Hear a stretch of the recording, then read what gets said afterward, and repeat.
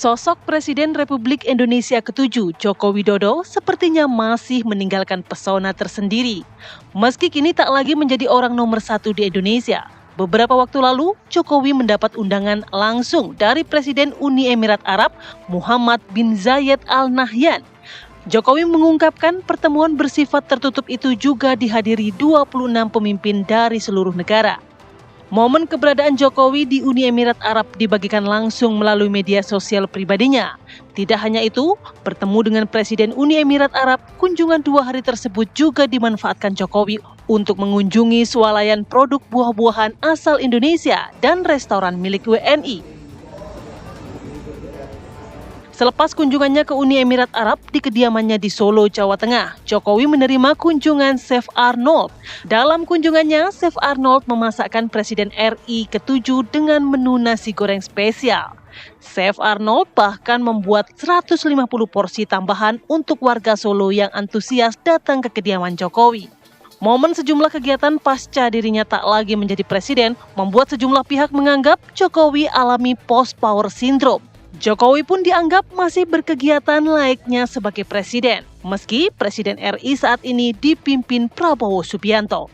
Namun di satu sisi, Presiden Prabowo Subianto justru menyoroti beberapa pihak yang ingin hubungan dirinya dengan Jokowi retak. Prabowo secara terbuka bahkan menganggap Jokowi adalah mentor dirinya dalam berpolitik. Lantas, benarkah Jokowi melakukan manuver politik? Atau justru aktivitas Jokowi saat ini sejatinya aktivitas biasa layaknya mantan presiden? Tim TV One mengabarkan.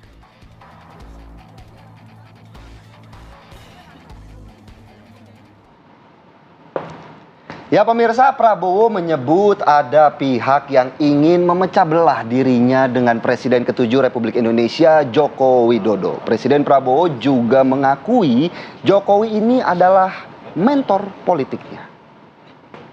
Jadi memang kalau politik ya saya belajar dari Pak Jokowi. Nggak usah malu-malu lah, ya kan.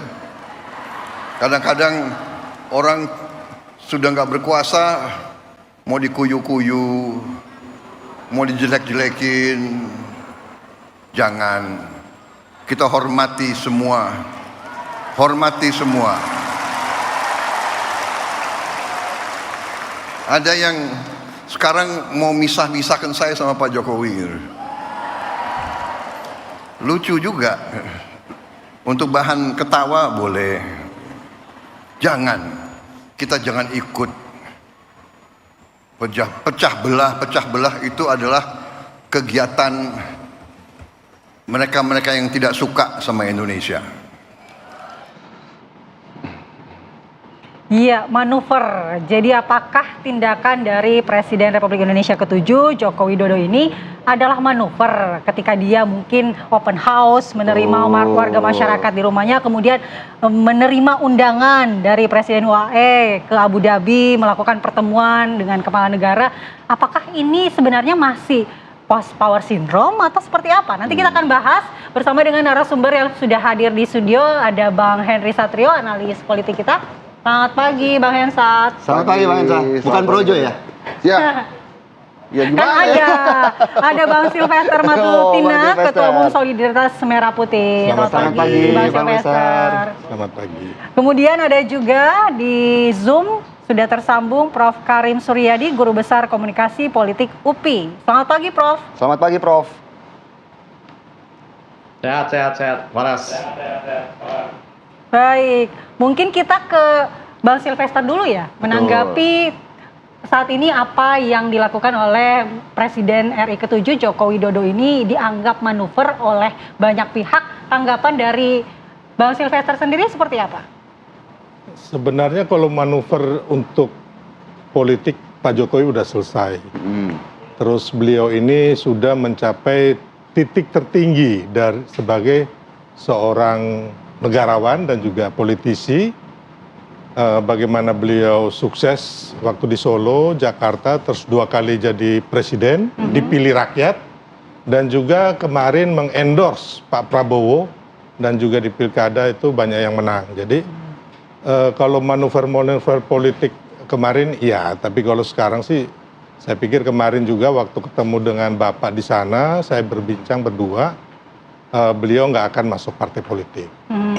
Kemungkinan besar kita cerita bahwa di luar negeri itu ada kayak Rockefeller Foundation, terus Jimmy Carter Foundation, mungkin beliau akan lakukan itu, yang mana itu adalah demi untuk menampung aspirasi daripada masyarakat dan juga mendukung agar pemerintahan Prabowo Gibran ini berjalan sukses, intinya itu.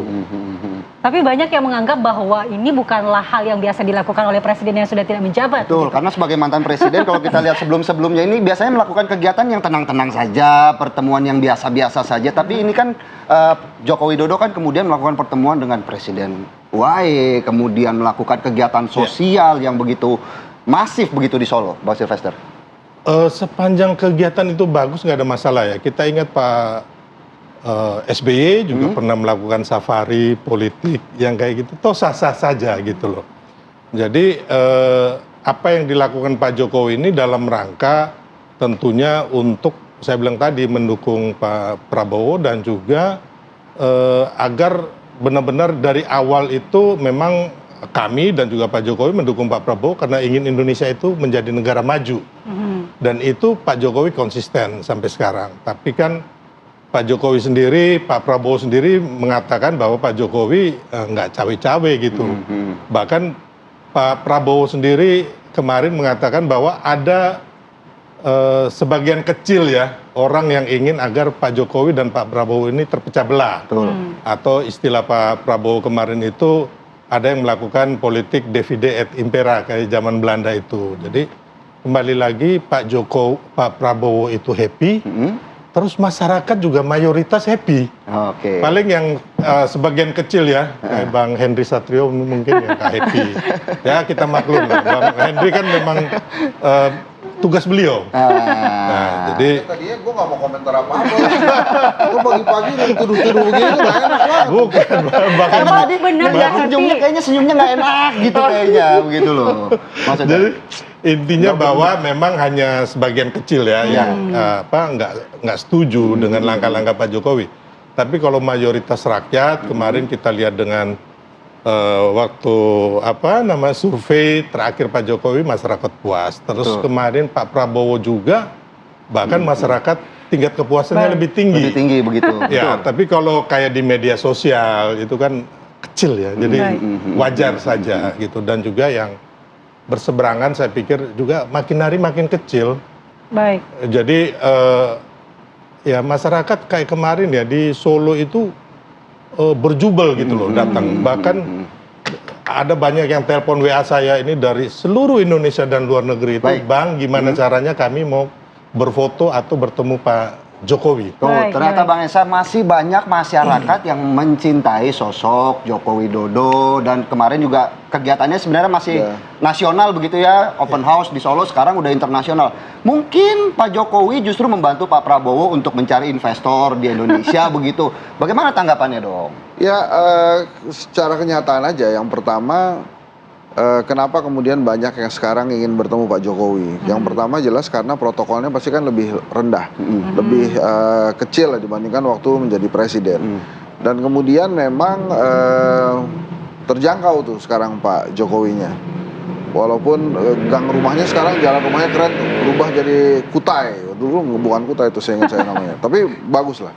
Terus kemudian yang kedua, ya dia memang harus maintain momentum kan. Kalau kemudian dibandingkan dengan SBY dengan Bu Mega itu nggak apple to apple, karena SBY ada yang mesti diurus partai, Bu Mega juga ada yang mesti diurus partai juga, Pak Jokowi nggak ada yang diurus. Jadi bebas-bebas aja, dan mungkin juga dia nggak suka ngelukis, nggak suka nyanyi, jadi sukanya jalan-jalan boleh. Nah terus kemudian sebetulnya Jokowi sama Prabowo saya udah sering ngomong ya, ini bikin sejarah baru sih. Ini baru kali pertama ada presiden sama presiden baru sama mantan presiden itu komunikasinya bagus. Belum pernah terjadi di Indonesia. Soeharto, Soekarno enggak, SBY ke Jokowi juga enggak, Megawati ke SBY juga enggak. Nah ini dari pertama sudah bagus komunikasinya. Nah terus kenapa kemudian dia jadi center of attention, tetap menjadi perhatian masyarakat, perhatian politik? Ya karena anaknya jadi wapres gitu.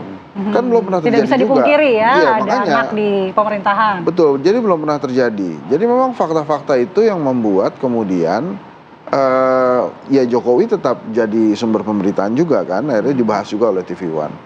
Nah, kenapa kemudian dia yang diundang ke sana gitu ya, ketemu MBZ itu? Ya mungkin belum kenal akrab juga sama Pak Prabowo gitu. Waktu sekarang kan Pak Prabowo kelihatannya memang baru membina ya hubungan misalnya dengan China. Ya sudah jadi rahasia umum yang komunikasinya bagus dengan China ya Pak Jokowi. Makanya kemarin baru masuk BRICS ya pasti Pak Jokowi, Pak Prabowo juga perlu Pak Jokowi untuk komunikasi itu. Lantas tadi yang menarik itu adalah ada yang ingin memecah belah antara Pak Prabowo dengan Pak Jokowi. Nah ini kan anggapan yang mungkin sudah masuk ke kupingnya Pak Prabowo, cuma bukan lantaran memecah belah sih menurut saya. Memang ada keinginan-keinginan mungkin dari beberapa elemen masyarakat supaya Pak Prabowo ini independen. Kesannya kan masih ada intervensi dari Pak Jokowi, walaupun kenapa bisa dikatakan ada intervensi misalnya? Mungkin karena banyak menterinya Pak Jokowi ada di kabinet Pak Prabowo. Tapi lagi-lagi. Tapi kan kemarin menteri-menterinya dikasih warning tuh. Ya, maksud saya begini. Tapi lagi-lagi ya nggak bisa dipungkiri bahwa kondisi politik Indonesia saat ini berbeda dengan yang sebelumnya. Ada Gibran yang anaknya Jokowi, kemudian ada teman-temannya Pak Prabowo yang juga anak buahnya Pak Jokowi. Jadi memang suka atau disukai akan begini terus gitu. Terus sekarang kan kebayang malah kalau misalnya presiden terus nggak ngurus partai, diam aja di rumah kan nggak enak. Bingung gitu. ya, berarti ini cari kegiatan begitu, cari kesibukan. Iya, dan wajar kan kalau dia kemudian jalan-jalan, ketemu-temu temennya gitu. Dan kemudian sosok MBZ ini kan juga sosok yang bukan yang biasa gitu.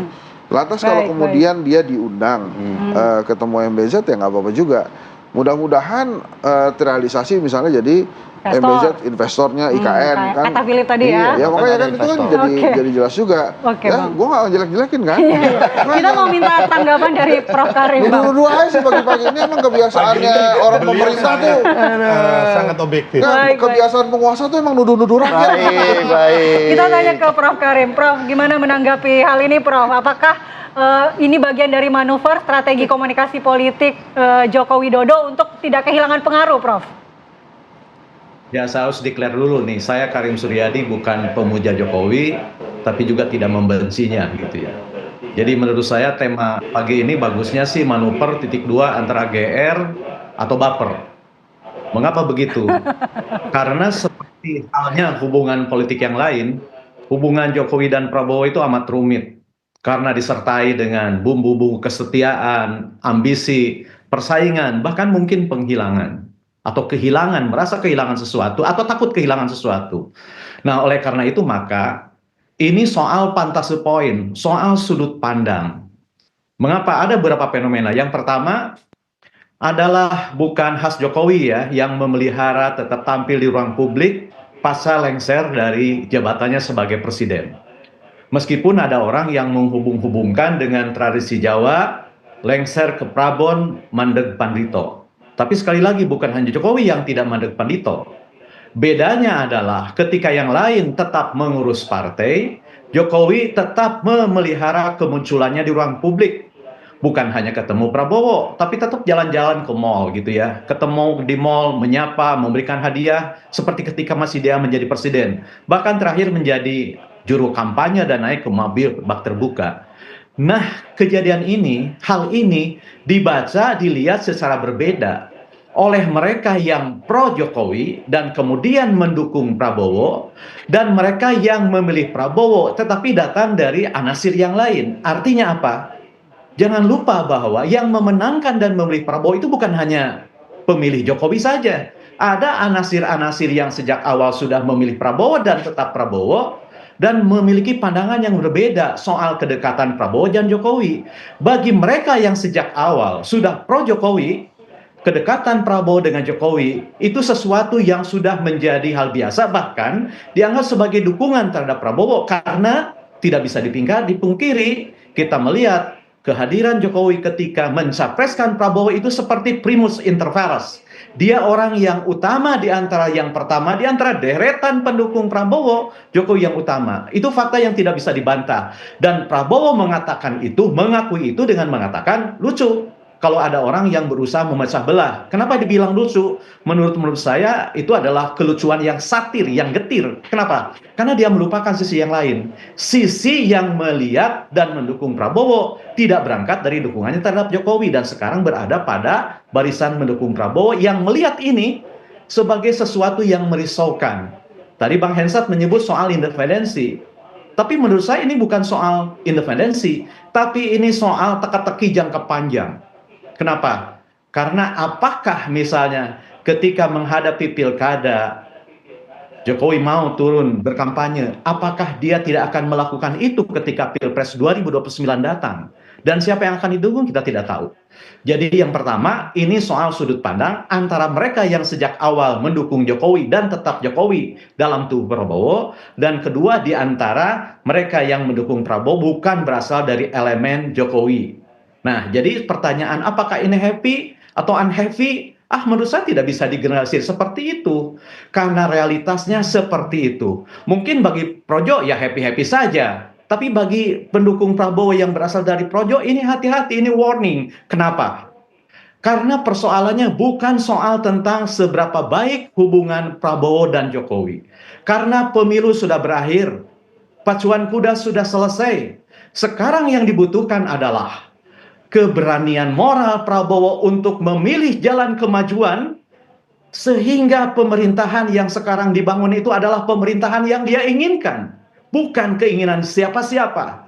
Dan ruang yang sekarang dia tempati adalah ruang yang memberinya untuk berinovasi.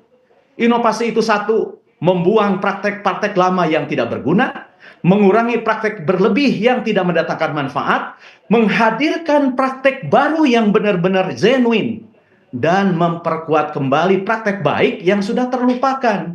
Nah, jadi menurut saya selama Prabowo punya keleluasaan mewujudkan pemerintahan yang dia inginkan dan ada ruang yang terbaik untuk inovasi termasuk evaluasi dalamnya, ya itu baru fine gitu ya.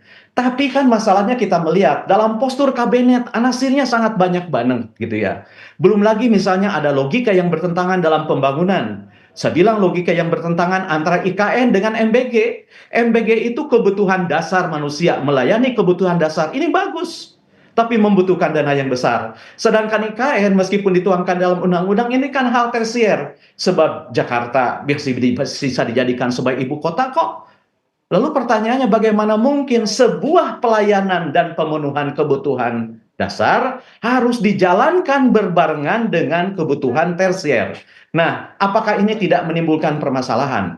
Jadi menurut saya, apakah itu bermasalah atau tidak, heavy atau tidak, manuver atau bukan, apakah ini wujud dari tindakan GR atau bukan, atau misalnya baper atau bukan, bergantung kepada posisi yang dia ambil terhadap dukungan terhadap Prabowo. Bagi mereka yang mendukung Prabowo dan berasal dari elemen Jokowi, ini akan dianggap fine-fine. Bahkan suara kritis, suara mengoreksi, suara mengingatkan, suara memberikan peringatan waspada akan bayang-bayang itu akan dianggap sebagai sebuah kelucuan dalam bentuk softnya atau akan sebuah sikap nyinyir dalam bentuk yang paling ekstrim. Tapi bagi mereka yang mendukung Prabowo dengan atau tanpa Jokowi, ini tuh akan dianggap sebagai warning yang biasa-biasa saja. Sebab perkara mantan presiden tampil di ruang publik khas Indonesia, meskipun ada yang lengser ke Prabon Mandeg Prandito gitu ya. Jadi menurut saya tidak original. Biasa-biasa saja begitu ya Prof. Karim ya. Bisa dibilang ini pertemuan sebenarnya biasa-biasa aja, fine-fine aja, nggak ada masalah memang. Tapi di belakang itu ada sebuah fenomena keruwetan, dalam bahasa istilahnya itu ribet gitu, ada rumit begitu. Apakah memang ini ada salah satu upaya untuk mempersiapkan sesuatu di 2029? Bang Sylvester dijawab sesaat lagi setelah Apa Kabar Indonesia Pagi kembali sesaat lagi.